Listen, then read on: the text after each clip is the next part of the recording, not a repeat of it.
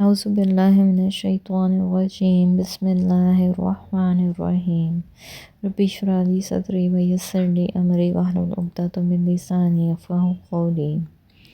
آج ہم ایک نئی حدیث پڑھیں گے ماما کے ساتھ۔ آج میں نے اپنی ماما کو کہا کہ میں آپ سے حدیث کے بارے میں سوال کروں گی، تو انہوں نے وہ والی حدیث نکال دی کہ زیادہ سوال کرنا جو ہے وہ اسلام میں پسندیدہ نہیں ہے، تو آج ہم وہی حدیث پڑھیں گے اور سنیں گے۔ آج ہم سوال سے بچنے کا بیان وہ والی حدیث پڑھیں گے 1469، یہ صحیح بخاری کی تیسری جلد میں ہے۔ اچھا جی، یہ حدیث ہے حدثنا عبداللہ بن یوسف قال اخبرنا مالک عن ابن شہاب عن عطا بن یزید لیثی عن ابی سعید الخدری عن اناسا من الانصار سألوا رسول اللہ صلی اللہ علیہ وسلم، انصار کے کچھ لوگ نبی کریم صلی اللہ علیہ وآلہ وسلم کے پاس آئے تو انہوں نے سوال کیا، نبی کریم صلی اللہ علیہ وسلم نے انہیں دیا، پھر انہوں نے سوال کیا اور آپ صلی اللہ علیہ وسلم نے پھر دیا، یہاں تک کہ جو مال آپ کے پاس تھا وہ ختم ہو گیا۔ پھر آپ صلی اللہ علیہ وآلہ وسلم نے فرمایا، اگر میرے پاس جو مال و دولت ہو تو میں اسے بچا کر نہیں رکھوں گا، مگر جو شخص سوال کرنے سے بچتا ہے تو اللہ تعالیٰ بھی اسے سوال کرنے سے محفوظ ہی رکھتا ہے، اور جو شخص بے نیازی برتتا ہے تو اللہ تعالیٰ اسے بے نیاز بنا دیتا ہے، اور جو شخص اپنے اوپر زور ڈال کر بھی صبر کرتا ہے تو اللہ تعالیٰ اسے صبر و استقلال سے دے دیتا ہے، اور کسی کو بھی صبر سے زیادہ بہتر اور اس سے زیادہ بے پایہ خیر نہیں ملی۔ صبر تمام نعمتوں سے بڑھ کر ہے۔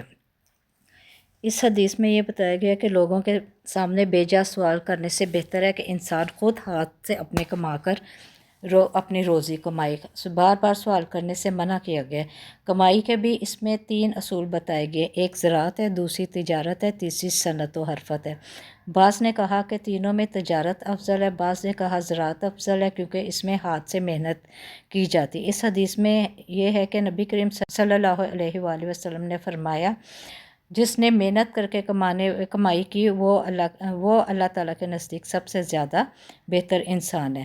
تو اس لیے انسان کو صرف نکما ہو کے یا محض بیٹھے رہنے سے کہ لوگ مجھے دے جائیں یا میں لوگوں سے سوال کرتا رہوں، اس چیز سے بہت زیادہ بچنا چاہیے۔ اللہ تعالیٰ ہم سب کو اس چیز سے بچا کے رکھیں، اور سوال جیسے اب ماما نے کہا تھا کہ کوئی سوال نہیں کرنا، تو میں کوئی سوال نہیں کرتی، لیکن میں یہ پوچھ لیتی ہوں کہ 3 جو اس میں جو طریقے ہیں کمانے کے، ان میں آپ کو سب سے بہتر طریقہ کون سا لگتا ہے؟ تجارت افضل ہے ان میں، یہ نا جو شخص ہاتھ کی کمائی کرتا ہے اسے اللہ تعالیٰ نے کہا ہے کہ وہ بہترین شخص ہے، اور نبی کریم صلی اللہ علیہ وسلم نے فرمایا، جو بھی شخص رسی سے لکڑیوں کا بوجھ باندھ کر اپنی پیٹھ پر جنگل سے اٹھا لائے اور پھر انہیں بازار میں بیچ کر اپنا رزق حاصل کرے تو وہ اس شخص سے بہتر ہے جو کسی کے پاس آ کر سوال کرے، پھر جس سے سوال کیا گیا وہ اسے دے یا نہ۔